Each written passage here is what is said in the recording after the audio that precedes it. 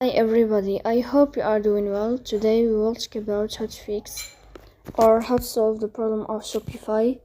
You will click on settings.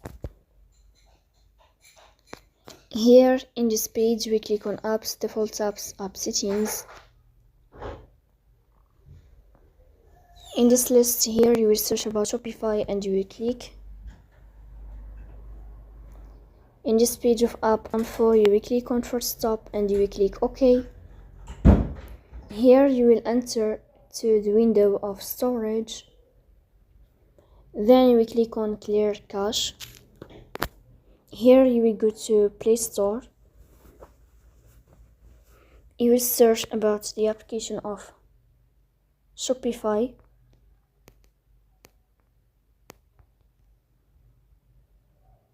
And then you will update your app if you find updating this blue sign. So please don't forget to support us.